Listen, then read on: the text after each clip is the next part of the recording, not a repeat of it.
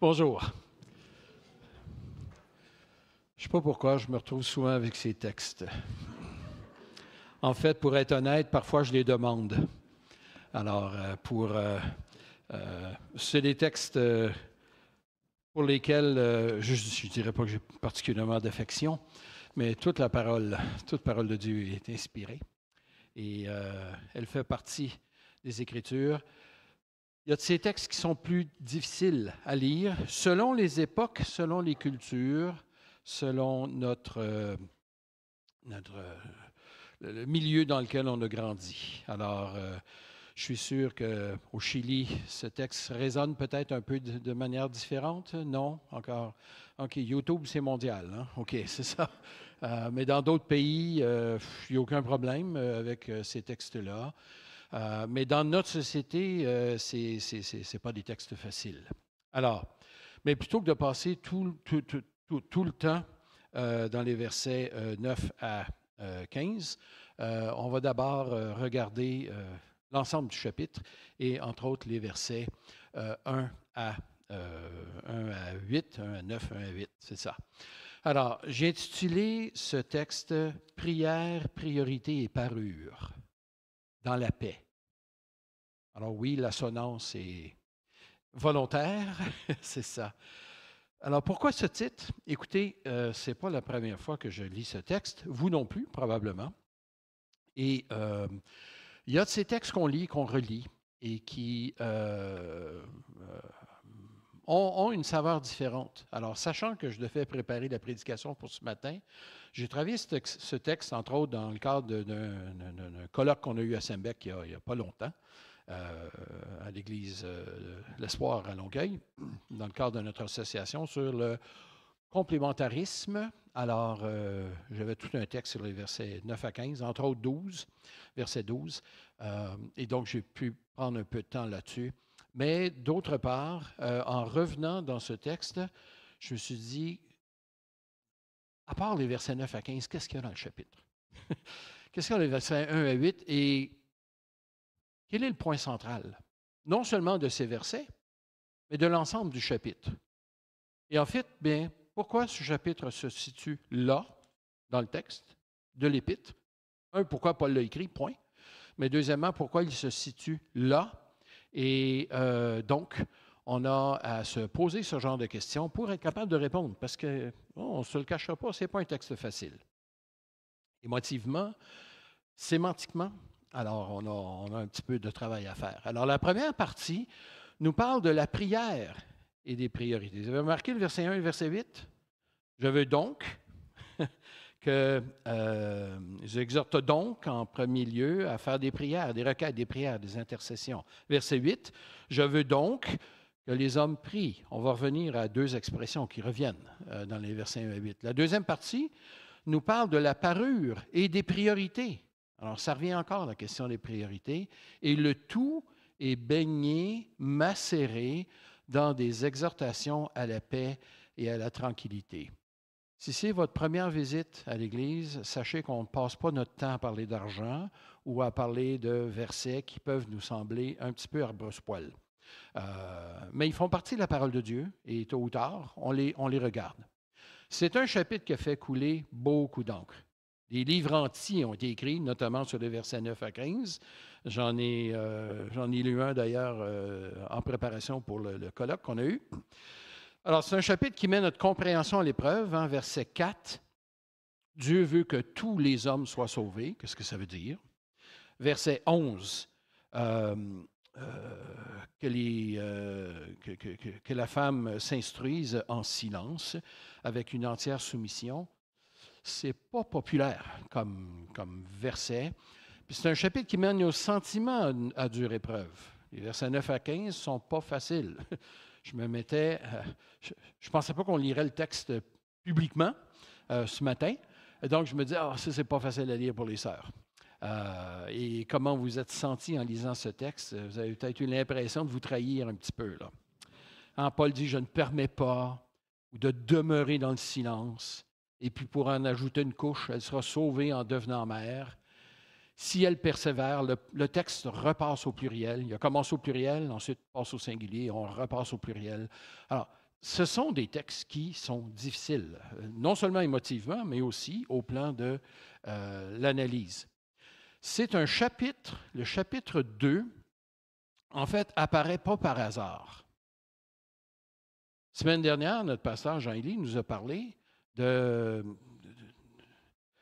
la question de la discipline dans l'Église, la recommandation, Timothée, que je t'adresse, verset 18, c'est que non, les prophéties faites à ton sujet, d'après elles, bien que tu combattes le bon combat en gardant la foi, une bonne conscience.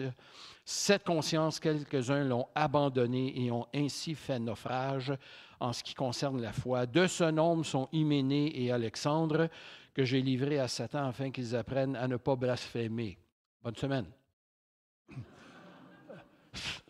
Ça non plus, ce n'est pas un texte facile. Et là, Paul en ajoute encore en disant « je veux donc » ou « j'exhorte donc ». Le petit mot « donc » qui est là et qui revient au verset 8, il est là pour unir des paragraphes. Alors, on ne peut pas lire les versets 1 à 7 ou 1 à 8 comme étant détachés de la suite logique du texte. Chapitre 2 et le chapitre 3 s'inscrivent dans la grande épître qui parle de quoi au fond? Et Timothée est laissé sur place par Paul afin qu'il fasse taire des gens.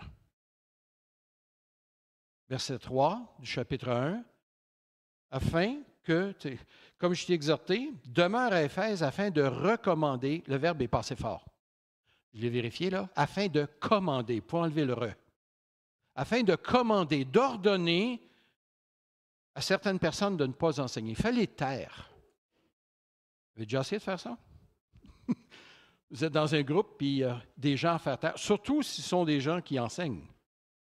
Et de ce nombre, Hyménée et Alexandre. Et de ce nombre d'autres aussi qui vont demeurer anonymes, mais qui seront mentionnés après, et que Timothée doit démettre de leur fonction. Ces gens-là, ce ne sont pas des inconnus, ce sont des gens qui sont connus dans l'Église.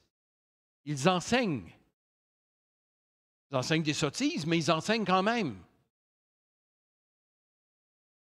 Et Paul est obligé d'avoir laissé Timothée derrière en disant, là, tu as tout un rôle à jouer, mon cher. Ce n'est pas par hasard que Timothée avait des fréquents maux d'estomac. J'ai l'impression qu'il devait avoir des ulcères. Fais usage d'un peu de vin pour tes fréquentes indispositions. Une espèce d'antibiotique naturel, peut-être, à petite dose, on s'entend. Mais Timothée il devait avoir un rôle, une tâche terrible, terriblement difficile. Et donc, de faire taire ces gens, ensuite, il faut qu'il les remplace. Chapitre 3, ce n'est pas pour rien qu'on a une liste de qualifications au chapitre 3. Ça n'arrive pas par hasard, ça, pouf, comme ça. On a une autre liste dans le titre chapitre 1 où il y a le même problème. Là, ce n'est peut-être pas de faire taire des gens à l'intérieur de l'Église, mais c'est de s'assurer qu'il y ait des anciens dans chaque ville, dans l'île de Crète, pour justement conduire l'Église. Pas plus facile non plus. Mais ces listes de qualifications ne sont pas données comme ça, comme un cheveu sur la soupe, mais ils sont donnés dans le cadre de remplacer des faux docteurs qu'il faut faire taire et qui doivent être remplacés selon certains critères. Maintenant, Timothée ne fait rien avec précipitation. N'impose pas les mains à personne. Chapitre 5. Ne reçoit pas d'accusation contre un ancien, si ce n'est sur la déposition de 2 ou 3 témoins, mais d'autre part, fait ces choses sans favoritisme, sans parti pris, et ne te presse pas, une fois ces gens démis, de les remplacer rapidement. Alors, vous voyez qu'il y a un contexte général. Et on se demande pourquoi ces faux docteurs sont là. On a la réponse au chapitre 6. Ils sont là pour les gros sous. Ils enseignent pour un salaire, ce qu'il ne faut pas dire. Ils voient la piété comme une source de gain. Pas d'hier, hein? C'est pas d'hier. Alors, si on a la nourriture et le vêtement, Paul dit, cela nous suffira. Mais ceux qui veulent s'enrichir, ils tombent dans toutes sortes de pièges et ils font naufrage en ce qui concerne la foi. Se sont infligés eux-mêmes bien des tourments. Ah, si on pouvait donc retourner à l'Église du 1er siècle, on serait-tu bien? Vous êtes sûr? Vous voulez retourner à Éphèse? Il y a des tensions dans cette Église, avec des gens qui sont en place, qui mènent la barque, mais qui disent des folies, et Timothée est laissé derrière pour les faire taire, les démettre et les remplacer. Fais usage d'un peu de vin pour tes fréquentes indispositions. Que personne ne méprise ta jeunesse, le fait que tu sois jeune. Timothée, on ne sait pas quel âge j'avais. 40 ans peut-être? 50 ans? Non, peut-être pas. Mais 40, ça nous semble bien, mais la moyenne d'âge à l'époque pour les hommes était de 45 ans dans une ville comme Éphèse. Alors, il y avait peut-être un petit peu moins de 40 ans, mais il y avait un pouvoir gris en place qui contrôlait, et Timothée est appelé à les déloger. Pas facile comme tâche. Alors ça, c'est ma lecture globale. Alors, ils ont leur influence, c'est qu'ils causent des discussions, ça crée des déséquilibres, du désordre, et ça suit au chapitre 2. Alors, ce n'est pas par hasard que Paul arrive avec le fait qu'il demande, j'exhorte avant toute chose à faire des prières, des actions de grâce, prières, requêtes, intercessions. Et verset 8, j'exhorte donc, je veux donc que les hommes prient en tout lieu, en élevant des mains pures, probablement un symbole pour un cœur pur, et le sens nous est précisé, sans colère ni contestation. On se dit, comment est-ce qu'on peut prier avec colère et contestation? J'en ai déjà entendu. Seigneur, montre-lui qu'il a tort. Je te prie que, puis des fois on est plus subtil, là, mais on tente de tirer le tapis d'en dessous des pieds des gens. Dans la prière, s'il vous plaît. Qui est contre la vertu? Hein? Qui est contre la prière? Qui va interrompre quelqu'un d'autre pendant sa prière? Si ce qu'il dit, c'est des folies. Vous pouvez voir le désordre dans l'Assemblée? Vous pouvez voir comment les sœurs aussi, qui se retrouvent maintenant dans des situations sociales nouvelles, différentes, si elles sont d'arrière-plan juive, elles sont dans une assemblée mixte, ce qui était rarement le cas dans les synagogues, les femmes étaient derrière. Si elles viennent d'un milieu païen, eh bien, les femmes à Éphèse n'étaient pas particulièrement plus émancipées qu'ailleurs. On pense qu'il y avait un mouvement féministe à Éphèse. On n'a aucune trace de ça.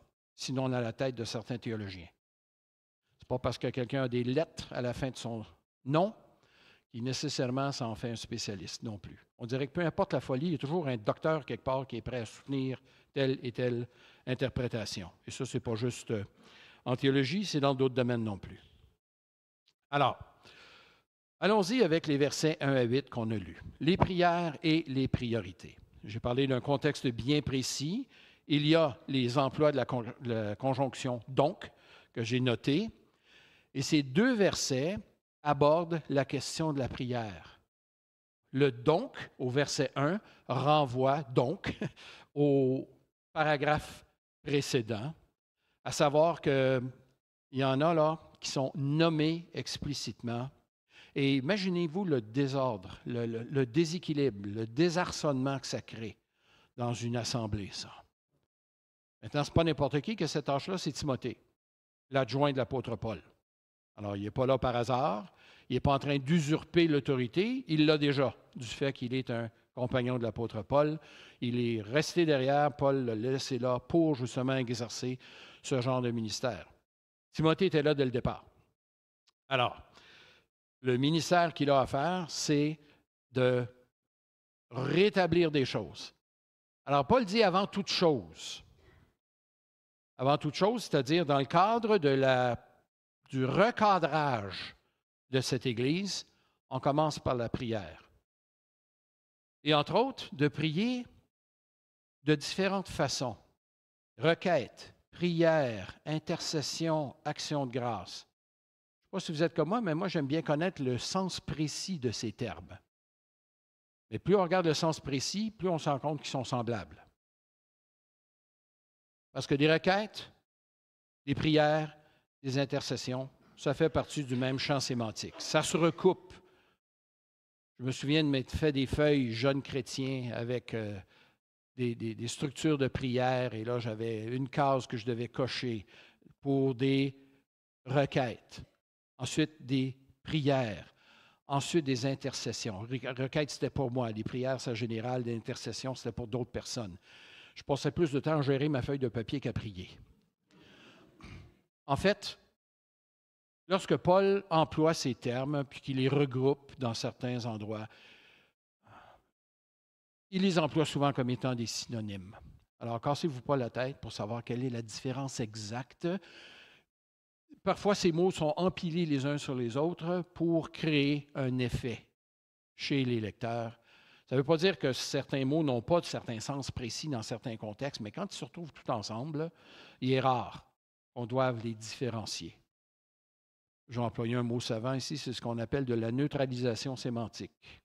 C'est-à-dire que les mots, le sens des mots a tendance à se neutraliser en présence des autres. Si je dis à nos enfants, viens manger, c'est l'heure du souper et tu vas te sustenter, je ne suis pas en train de parler de trois choses différentes. Je parle la même chose. Et si on utilise un thésaurus, on pourrait les multiplier encore pas mal. Dico, des synonymes à l'Internet aussi, ça peut vous aider. Paul demande à prier pour tous les hommes. Intéressant, il n'y a pas d'article dans l'original. Pour tout homme, au pluriel. Donc, nous, on a besoin de l'article en français, mais pour tous hommes. Qui sont-ils? Est-ce qu'on doit prier pour chaque individu? Je l'ai déjà tenté de le faire. J'ai déjà tenté d'avoir des listes de prières longues comme la liste des membres de l'Église. Ça va dans une petite église. Sinon, ou bien notre culte personnel s'allonge, ou bien notre densité de prière pour chacun des membres s'étiole. Ça se dilue pas mal. Donc, tous ces hommes pour lesquels Paul demande de prier, ils sont nommés tout de suite après, à savoir pour les rois, pour ceux qui occupent une position supérieure. De prier pour ces gens-là en particulier. Pour leur salut, peut-être, mais Paul donne un autre but. Pour que nous menions, dit-il, une vie paisible et tranquille. Pour les autorités de la ville, pour les autorités de l'Empire, qui étaient pas commodes, mais aussi à l'intérieur de l'Église. Tous ceux qui sont en autorité, afin que nous menions dans la société, dans l'Église, une vie paisible et tranquille. C'est là le but de cette prière. Pas qu'il nous sapre patience et qu'on fasse ce qu'on veut, non, mais que dans la société, de façon générale, il y ait une tranquillité. Écoutez, les moments de développement de société, ce n'est pas toujours les moments de guerre. La guerre, ça fait avancer la technologie militaire, mais ça ne fait pas avancer la théologie. Parce que là, toutes les énergies passent ailleurs. Quand le Seigneur nous donne la grâce de vivre dans une période de temps tranquille, c'est fou, mais la connaissance biblique augmente. La précision dans notre compréhension augmente aussi. Une des prières que je fais en classe à Toronto, en début d'année, avec mes étudiants, lorsqu'on prie au début de chaque classe, c'est que je remercie le Seigneur pour le fait qu'on puisse étudier, qu'on est dans un temps de paix. Difficile d'apprendre du grec quand tu ne sais pas ce que tu vas manger dans l'après-midi. Ou s'il n'y aura pas des gens qui vont faire irruption chez toi, avec des machettes ou avec des mitraillettes, guerre civile ou peu importe. Non, afin que nous menions une vie paisible et tranquille. Et le fondement de nos prières, versets 3 à 4, c'est que cela est bon et agréable devant Dieu, notre Sauveur. Intéressant que et le Père et le Fils, dans les épîtres pastorales, on reçoive le titre de Sauveur. Les deux sont sauveurs. Dieu a planifié le salut, mais Jésus, c'est celui qui l'a accompli sur la croix. Je vous invite d'ailleurs dans vos prières à ne pas trop mélanger les personnes de la Trinité. On n'est pas appelé à prier Jésus en son nom. On prie le Père au nom du Fils. Vous voulez prier Jésus, ça vous regarde? Il y a quelques exemples dans le Nouveau Testament. Je pense que j'en ai déjà parlé de ça. Hein? Oh, j'en profite pour le répéter. On prie le Père au nom du Fils, par la puissance du Saint-Esprit. Alors, le fondement, c'est que Dieu désire quelque chose. Cela est bon et agréable devant Dieu, notre Sauveur, qui veut que tous les hommes soient sauvés et parviennent à la connaissance de la vérité. Alors, celui à qui on adresse nos prières, c'est ce Sauveur. Et là, on a cette phrase qui veut que tous les hommes soient sauvés. Ah, je me souviens, au début de ma vie chrétienne, c'était un verset très fort dans ma vie. Je ne pouvais pas rester tranquille dans un autobus s'il y avait un autre passager qui était là à qui je n'avais pas annoncé l'Évangile. Et puis, bon, bien, c'était une flamme qui est là. Et je me disais, ils ont besoin d'entendre l'Évangile. Ça doit demeurer, ça, cette flamme-là. Mais est-ce que ça veut dire que tous seront sauvés? Est-ce que leur salut dépend uniquement de leur réaction au message de l'Évangile? En fait, de façon plus large, et là, je vais peut-être dire quelque chose qui va vous déranger, mais on n'est pas perdu devant Dieu parce qu'on n'a pas répondu à l'Évangile. On n'est pas perdu devant Dieu parce qu'on n'a pas entendu l'Évangile. On est perdu devant Dieu parce qu'on est pécheur. C'est ça la base. Et dans sa grâce, Dieu sauve. Alors, s'il désire que tous les hommes soient sauvés, c'est la même expression qu'au verset 1. Tout homme. Qui sont-ils? Dieu désire que tous ceux-là soient sauvés, c'est-à-dire des gens de tout groupe, incluant les rois, incluant les gens en autorité. Alors, il y a un autre texte qui nous parle dans 2 Pierre 3, verset 9, qui Dieu use de patience envers tous, disant qu'aucun périsse, mais que tous arrivent à la repentance. Certains mettent ces deux versets-là ensemble et se mettent un fardeau, je pense, qui dépasse celui que le Seigneur aimerait nous mettre sur les épaules. À nous d'enseigner l'Évangile, oui, à nous d'annoncer l'Évangile, mais sachons que ça prend le travail du Saint-Esprit dans le cœur des gens. Jean-Élie nous a parlé de l'appel de Dieu au chapitre 1. Ça demeure, c'était le fondement. Non? Alors, Dieu, par sa grâce, continue de sauver. Alors, la grande surprise, ce n'est pas que des gens refusent l'Évangile, c'est que Dieu en sauve des gens. C'est là qu'est le miracle. C'est là où est le miracle de la grâce de Dieu. Et le prix qui a été payé pour répondre à nos prières, eh bien, il nous est donné au verset 6. Christ, homme, verset 5. Il y a un seul Dieu. C'est un seul Dieu et un seul Dieu pour tous les peuples, pour toutes les nations. Il n'y a pas un Dieu pour les gens en Inde, en Chine, en Amérique du Sud, et différent pour les Nord-Américains. En fait, il n'y a rien de plus universel que l'ethnocentrisme, me disait une sœur, qui va se reconnaître. Mais il y a ce désir de posséder Dieu. En fait, non, c'est le même Dieu pour tous les peuples. Il veut que des gens de toute race, de toute langue soient sauvés, incluant des rois. Il y a un seul Dieu. Et c'est le même Dieu auquel on doit venir sur ses bases à lui, dans ses conditions à lui, à savoir, il y a aussi un seul médiateur. Oups, il y a un médiateur, ça veut dire qu'on n'est pas en bonne relation avec Dieu. Ça nous prend quelqu'un pour servir de médiateur. On n'a pas accès directement dans la présence de Dieu. Si c'est ça, on est consumé par la sainteté de Dieu et du fait qu'on est pécheur. Donc, Christ, seul médiateur entre Dieu et les hommes, seul médiateur. Il n'y a pas de Marie médiatrice, il n'y a pas les saints, il n'y a pas d'autres prophètes. Christ est le seul médiateur entre Dieu et les hommes. Jésus-Christ, homme. Ici, ce qui est noté, ce n'est pas le fait qu'il soit mâle, c'est le fait qu'il soit être humain. Christ s'est incarné. Il est devenu celui qui a porté nos péchés. C'est ce que signifie la prochaine membre de phrase, qui a donné sa vie en rançon pour tous. Encore cette expression, tous. Alors, Christ s'est donné en rançon pour tous. Quand on parle d'une rançon, on parle notamment de quelqu'un qui est prisonnier et qui est délivré, par cette question. Alors, Christ a payé, sa mort sur la croix a en fait été le paiement d'une rançon. À qui cette rançon a-t-elle été payée? Certainement pas au diable.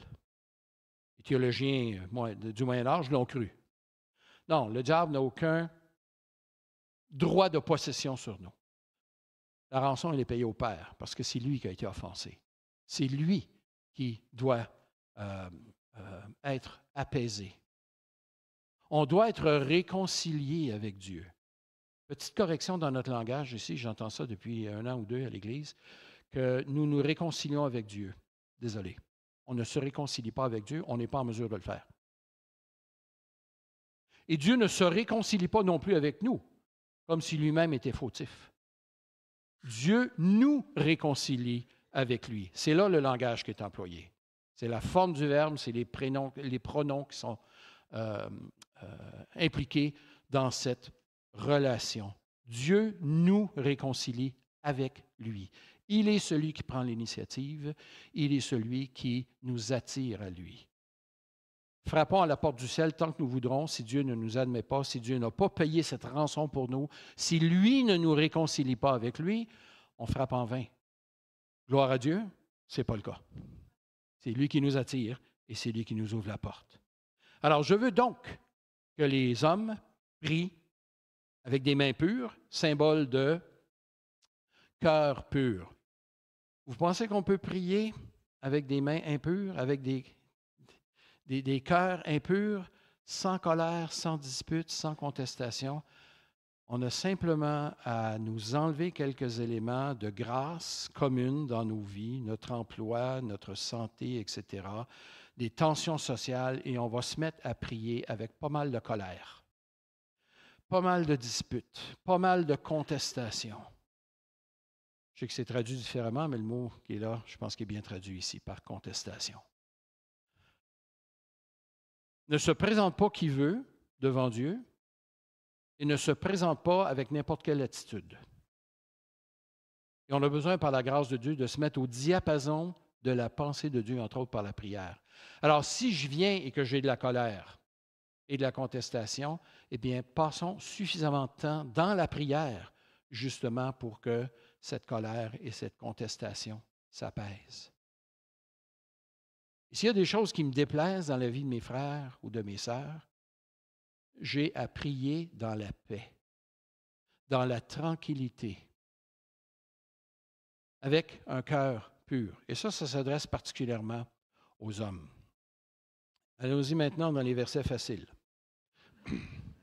Évidemment, je serai bref. On nous parle maintenant de la parure dans la paix. Je veux donc, de même aussi les femmes, vêtues d'une manière décente, avec pudeur et modestie, se parent non pas de tresses ou d'or ou de perles ou de toilettes somptueuses, mais d'œuvres bonnes. Paul est en train d'enseigner, entre autres, il y avait un phénomène dans l'Empire romain à l'époque, c'est le phénomène de l'ostentation. Tu démontres ta richesse. Non seulement tu es riche, mais tu veux le démontrer et tu veux que les autres le sachent. Et une des façons de le faire, c'est pas en se promenant avec son compte en banque ou son livret de caisse qu'on fait lire à tout le monde. C'était, entre autres, par la parure. Paul n'est pas en train de dire aux femmes que j'en voie pas une qui porte des bijoux. Ou encore, aucune tresse dans l'Église. C'était compris comme ça, des fois. Pas de talons hauts, pas de maquillage, tout le monde, toutes les filles en jupe en lin. On a vécu ça dans les années 70, dans la jeunesse de l'Église. Il y a cette tension dans le groupe de jeunes, entre autres. Je ne sais pas pourquoi on avait une propension à discuter de choses inutiles. Mais bon, c'est peut-être le propre de la jeunesse, d'avoir de l'énergie pour beaucoup de choses comme celle-là. Paul n'est pas en train d'interdire aux femmes d'être belles. Il n'est pas en train d'interdire aux sœurs de bien s'habiller, mais c'est le phénomène ostentatoire. Regardez-moi. Alors, et ça peut changer de culture en culture.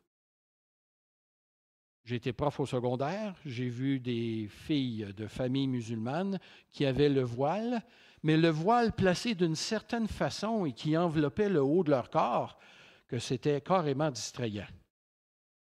Pas au plan de la tête, mais au plan de la poitrine, au plan de tout le corps.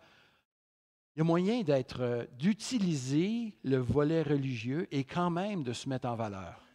Paul dit non, ça n'a pas sa place. Alors, il ne s'agit pas d'arriver tout le monde en jean coat là, dans l'Église ou d'avoir l'air le plus pauvre possible, mais d'être prudent. Et ça, bien, c'est selon les normes normalement acceptables dans la société. Alors, je n'ai pas besoin d'en dire plus. Il y en a qui aimeraient en dire long comme ça au sujet de ça. On n'a pas besoin d'aller là. Vous savez ce qui est acceptable dans la société. Mais de s'habiller autrement, d'œuvres bonnes, hein? Comme il est convenable hein, à des femmes qui font profession de piété. Ma sœur, tu n'attires pas l'attention sur toi-même par tes bijoux, par ta coiffure, par tes vêtements, etc. Alors, on n'a pas à tous devenir des Amish, et puis des cols et des grandes jupes, etc. Si tu veux le faire, fais-le. Il n'y a aucun problème. Ce n'est pas ce dont Paul parle ici. Mais d'être modeste. Certaines pudeurs.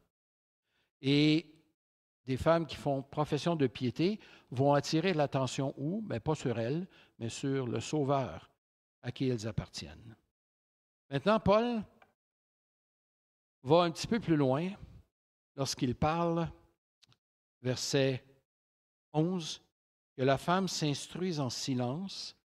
En fait, c'est avec tranquillité, avec paix, de façon paisible. Il y a d'autres mots pour silence dans le texte original. Ou dans la langue originale, ce n'est pas le terme qui est employé ici. Ici, c'est un terme de tranquillité.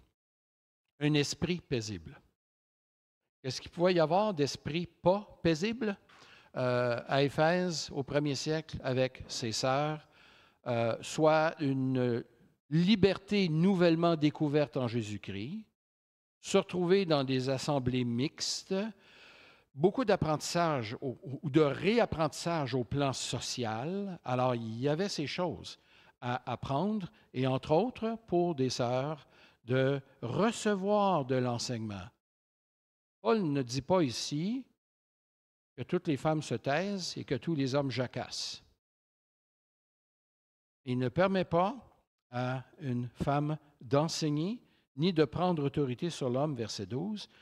Donc, au contraire, qu'elle s'instruise. Elle commence d'abord par s'instruire. Il y en a qui pensent que les femmes n'étaient pas instruites. Non, il y avait des gens qui étaient instruits à l'époque et qui se retrouvaient dans l'Église. Si elles avaient les moyens de se parer de perles, etc., ça devait être des gens qui étaient aisés au plan financièrement, donc aussi ces sœurs qui étaient instruites. Mais Paul dit, pour le bonheur de l'Assemblée, il ne permet pas à une femme d'enseigner ni de prendre autorité. Ça a fait couler beaucoup d'encre. Et là, on a tenté de donner toutes sortes de sens à enseigner. Il peut enseigner certaines choses, mais pas d'autres. Ou de prendre autorité, ça voudrait dire usurper l'autorité. Rien de ça ne fonctionne. Ce sont deux verbes positifs ici. Enseigner et prendre autorité, ce sont deux verbes positifs. Il ne s'agit pas d'usurper ou de voler l'autorité aux hommes. Paul ne permet pas certaines choses. Pour quelles raisons? Là, on pourrait être d'accord ou pas avec les raisons qu'il donne, mais il va dire, Adam a été formé le premier, Ève ensuite. Ça veut dire que tout ce qui est né en premier a priorité sur ce qui vient. Donc, les animaux qui ont été créés en premier ont priorité sur Adam qui a été créé plus tard. Le genre d'argument qu'on entend. Hein? Et ce n'est pas le cas ici. Paul n'est pas en train de parler d'ordre dans la création, d'ordre chronologique. Mais il dit d'abord que l'homme a été créé, Adam a été créé, et la femme a été créée ensuite. Le texte de la Genèse précise quel est son vis-à-vis. Elle n'est pas inférieure, elle n'est pas supérieure, elle est son vis-à-vis. Il n'y a aucune autre foi religieuse qui enseigne la parfaite égalité des sexes comme le fait la parole de Dieu. Hommes et femmes sont créés à l'image de Dieu. Mais dans notre société, notre valeur à nos propres yeux et aux yeux des autres dépend de quoi? De notre rôle, de notre salaire, de nos diplômes, de la reconnaissance publique. Il n'y a rien de ça qui est vrai, bibliquement parlant.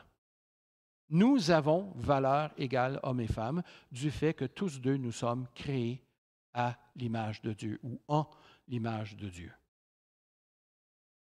Et le fait qu'elle soit créée comme une aide, Genèse 2,18, lui ferait une aide semblable à lui, le terme n'est aucunement dérogatoire. Au contraire, il est employé fréquemment dans l'Ancien Testament.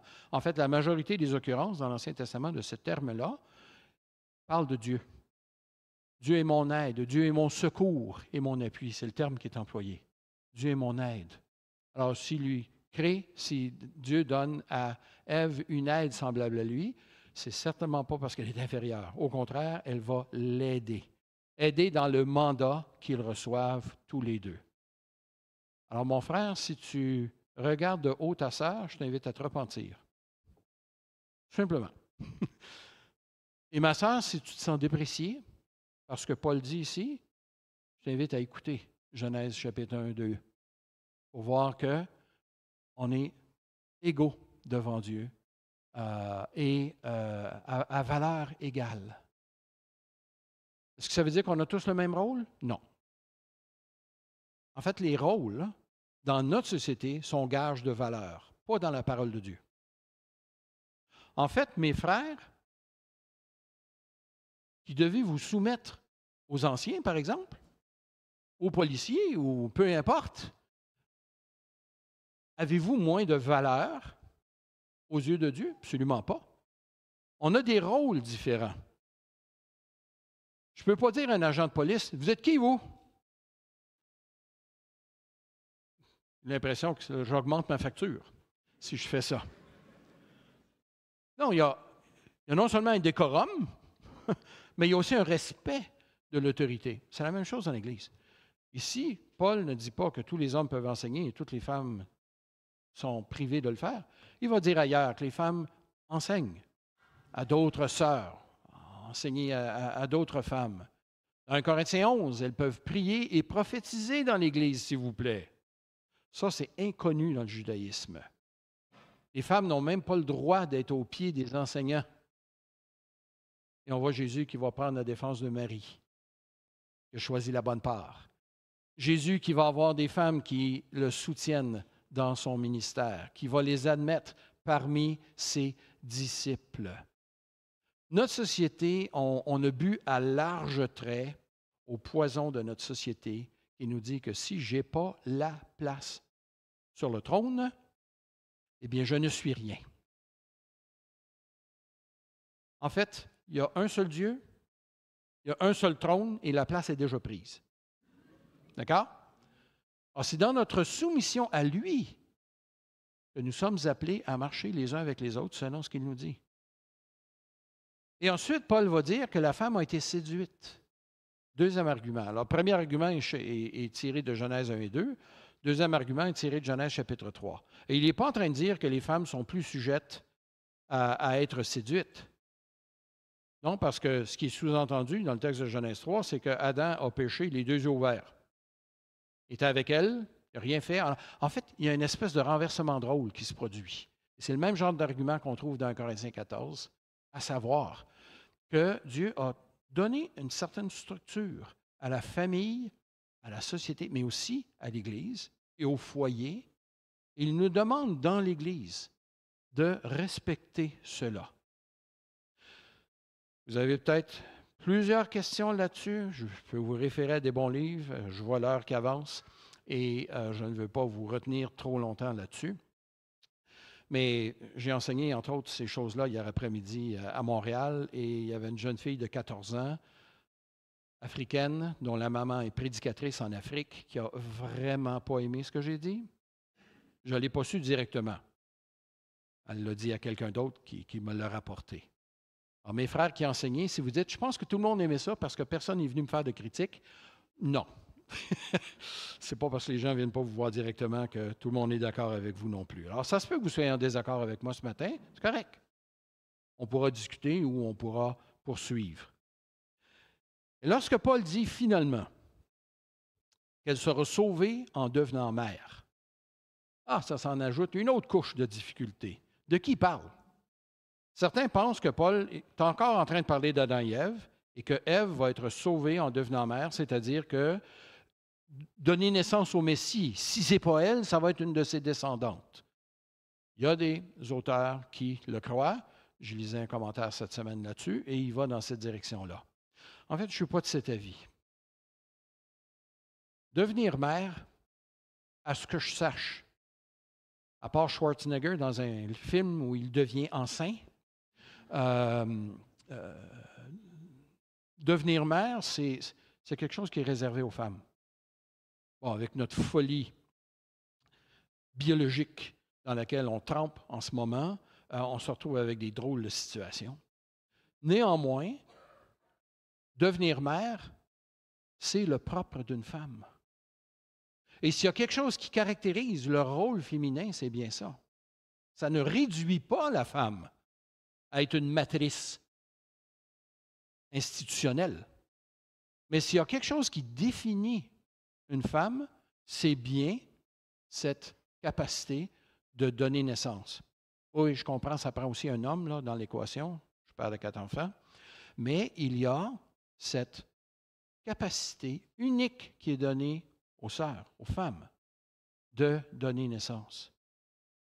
Si Paul parle de l'enfantement pour les femmes en général, alors de quel salut il parle? On peut être sauvé de différentes choses dans le Nouveau Testament. On peut être sauvé, entre autres, en demeurant dans le bateau, acte 27. Paul dit, si vous ne demeurez pas dans la barque, vous ne pouvez pas être sauvés. De quoi il parle? Il parle à des marins qui veulent, sous prétexte d'aller vérifier des ancres, en avant, veulent descendre la chaloupe et prendre la poutre d'escampette. Et Paul leur dit, non, ce n'est pas le temps de prendre la mer. Il fait noir, puis la mer est démontée. Si vous ne restez pas dans le bateau, vous allez périr. Vous ne pouvez pas être sauvés. Il va dire, même dans le même contexte, le salut par la nourriture. À celle-là, je l'aime. Je vous exhorte à prendre quelque nourriture, sinon vous ne pouvez pas être sauvés. Pardon? Être sauvé par la nourriture? En fait, de quoi il parle? Ils sont peut-être à 500 mètres, peut-être à 1 kilomètre là, du rivage. Le bateau s'est pris dans un banc de sable. Ça fait plusieurs jours qu'ils jeûnent. Et là, bien, il faut que les gens quittent le navire parce que les vagues sont en train de briser une des parties du navire. Alors, il faut se jeter à l'eau et nager. Alors, après quelques jours de jeûne, ce n'est pas le temps de sauter à l'eau et d'essayer de nager 1 kilomètre. Tu prends quelques nourritures afin d'avoir des forces de nager jusqu'au rivage. C'est de ça dont ça parle. Alors, je reviens à 1 Timothée 2,15 maintenant. Elle sera néanmoins sauvée en devenant mère. Sauvée de quoi? Salut de ses péchés? Ce n'est pas le point. Elle sera délivrée de l'emprise de l'enseignement de ces faux docteurs, déjà mentionné au chapitre 1. Paul va revenir avec ça à Timothée au chapitre 4, quand il va lui dire, prêche, exhorte, applique-toi tout entier à cette tâche de lire, d'exhorter, d'enseigner.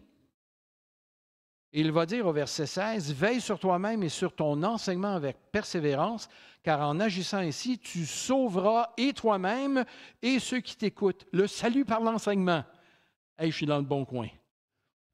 On parle de quoi encore? On parle d'être préservé, d'être vacciné contre l'influence de l'enseignement de ces faux docteurs. Qui enseignaient quoi, selon chapitre 4, verset 1? Que pour être spirituel, un chrétien devait être célibataire et végétarien. Pas étonnant qu'il faut enseigner. Pas étonnant que cet enseignement-là va nous sauver de ces folies.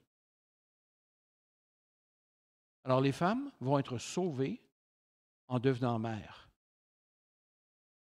Ça ne veut pas dire que celles qui n'ont jamais eu d'enfants ne pourront pas être sauvées. Ça veut simplement dire que s'il y a quelque chose qui doit caractériser les rôles masculins et féminins dans l'Église, eh bien, ils vont être préservés, ces rôles, en respectant l'enseignement que Timothée est appelé à donner contre l'influence de ces faux docteurs. C'est l'interprétation qui me semble qui colle le mieux à l'ensemble de l'Épître, frères et sœurs. Vous en avez peut-être une autre, c'est correct. Mais je pense qu'ici, c'est le sens qui m'apparaît le plus sensé. Alors, je répète que le chapitre 2 est situé dans un contexte précis. L'influence des faux docteurs à Éphèse. Discussion, déséquilibre et désordre, c'est la même diapo que plus tôt. Leur ignorance est contagieuse, elle est séductrice, il y a un déséquilibre dans les priorités et le désir de ces gens, c'est de s'enrichir. Timothée enseigne. Mes sœurs, prenez le rôle que le Seigneur vous a donné et saisissez-le les bras ouverts. Et mes frères, si vous priez, que ce soit sans colère ni contestation. Les sœurs, vous pouvez prier aussi. Hein? Ce n'est pas exclusif ici.